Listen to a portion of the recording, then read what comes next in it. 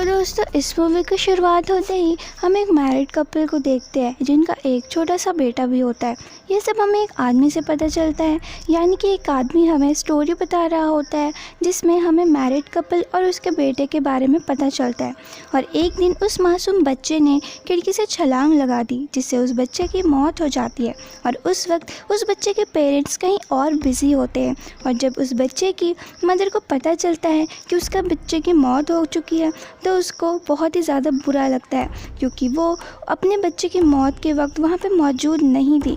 और उनके हस्बैंड को भी अपने बच्चों को खो देने का बहुत ज़्यादा दुख होता है, मगर फिर भी वो अपनी वाइफ को हौसला देता है। मगर अपने बच्चे को खो देने का गम उसकी वाइफ को डिप्रेशन में डाल देता है। वो हर वक्त अपने बच्चे को ही याद करती रहती थी और उसे इस बात का काफ़ी दुख भी था कि वो अपने बच्चे को बचा नहीं पाई।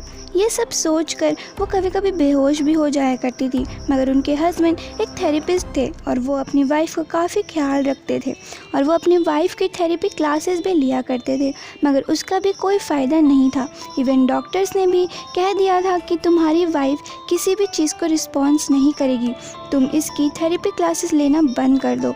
मगर वो आदमी कहता है कि मैं सब कुछ हैंडल कर लूँगा। और फिर वो अपनी वाइफ की थेरेपी क्लास लेता है जिसमें वो अपनी वाइफ से पूछता है कि तुम्हारा सबसे बड़ा डर क्या है।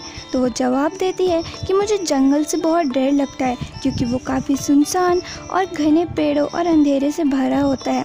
ये सुनकर वो आदमी डिसाइड करता है कि वो अपनी वाइफ को ऐसे ही किसी जंगल में लेकर जाएगा ताकि उसका डर ख़त्म हो जाए और वो अपने वीकनेसेस को ओवरकम करे। फिर वे कुछ ज़रूरी सामान लेकर जंगल में चले जाते हैं, जहाँ पर एक घर भी होता है जिसमें ये अब रहने वाले थे। वो आदमी यहाँ रहकर अपनी वाइफ की थेरेपी क्लासेस लेना चाहता था, मगर ये बिल्कुल भी आसान नहीं था, क्योंकि उसकी वाइफ अब भी कुछ रिस्पॉन्स नहीं कर रही थी, बल्कि वो तो यहाँ पर डर के मारे और भी पागल होती जा रही थी।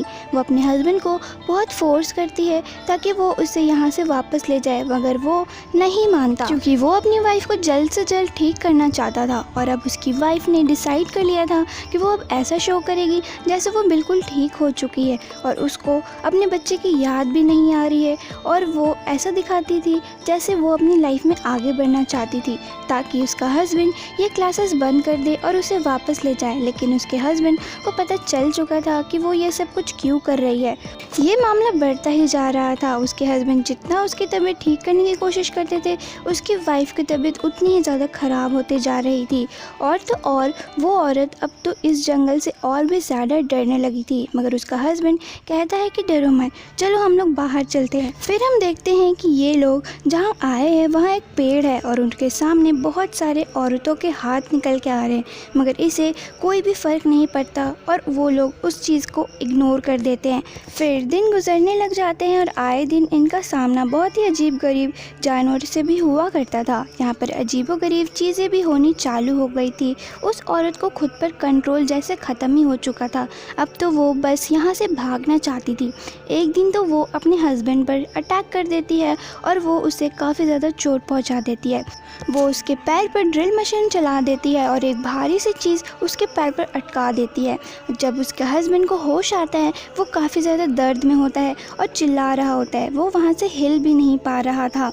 और फिर जब वो अपनी वाइफ को देखता है तो कहता है कि ए पागल औरत, तुम मुझे यहाँ पे क्यों बांध कर जा रही हो, मुझे जल्दी से आज़ाद करो। तो वो औरत कहती है कि नहीं, मैं तुम्हें नहीं खोलूँगी, क्योंकि मैंने जब तुम्हें कहा था कि मुझे यहाँ से लेकर चलो तो तुमने मेरी बात नहीं मानी। और मैं कोई पागल नहीं हूँ, अपने बच्चे को याद करना पागलपन नहीं होता है, समझे।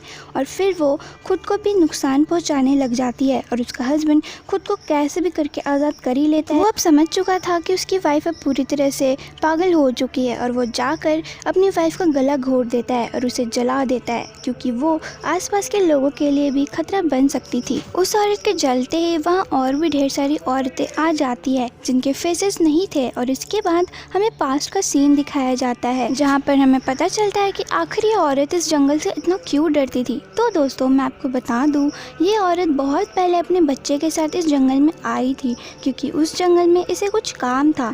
एक थेरेपी लिखने वो इस जंगल पर आई थी, मगर ये कोई नॉर्मल जंगल नहीं था। यहाँ ईविल्स रहा करती थी और तो और यहाँ ईविल चर्च भी था। जिस रूम में वो बच्चा रहा करता था उस रूम में 3 अलग अलग स्टैचूज भी रहा करती थी जिसमें अलग अलग चीज़ें लिखी हुई थी। एक पर पेन, एक पर शरीफ और एक पर डिस्पेयर, यानी कि दर्द, दुख और नाउम्मीदी। वो औरत भी ऐसी ईविल चीज़ों पर थेरेपी लिख रही थी और एक बच्चे के सामने ये सारे वर्ड्स यूज़ करना कोई नॉर्मल चीज़ नहीं होती। इन सब चीज़ों से ईविल्स उनकी तरफ अट्रैक्ट हो गई और उनका पीछा कभी नहीं छोड़ा। और वो औरत जिस टॉपिक पे थेरेपी लिख रही थी वो काफ़ी अजीब था। बताया जाता है कि पुराने ज़माने में औरतों के साथ काफ़ी बुरा बिहेव किया जाता था और उन्हें कहा जाता था कि वो जादू मंतर करती थी। बल्कि आदमी भी पुराने ज़माने में जादू मंतर किया करते थे, मगर सिर्फ औरतों को ही टारगेट किया जाता था। उस औरत को ये काम दिया गया था कि जिन भी औरतों को इस वजह से मारा गया है उनका पता लगाया जाए, उसकी नज़र में ये सही है या गलत ये सब बताया जाए। जिसके बाद वो औरत बाइबल्स भी पढ़ने लग जाती है और काफ़ी रिसर्च के बाद ये पता चलता है कि कुछ औरतें तो जुल्म सह कर भी खुद ही सुसाइड कर लिया करती थी। और जब उन ईविल्स को पता चला कि ये अकेली है तो उन्होंने इसको अपना शिकार बना लिया।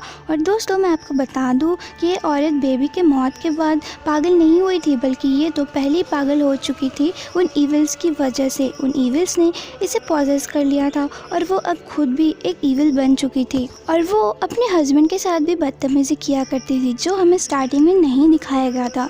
इन सब के पीछे ईविल का ही हाथ था। ये मूवी हमें बताती है कि ईविल्स हम पर हमेशा नज़र रखती है, इसलिए हमें खुद को प्रोटेक्ट करता रहना चाहिए। वो जिस चीज़ पर रिसर्च कर रही थी उस पर ईविल्स उसे ऐसा फील करा रही थी जैसे वो सारी औरतें ही बुरी थी, मगर वो इन सब चीज़ों को एक्सेप्ट करने की जगह दूसरे पर गुस्सा किया करती थी क्योंकि वो इन सब चीज़ों से काफ़ी डिप्रेस हो चुकी थी।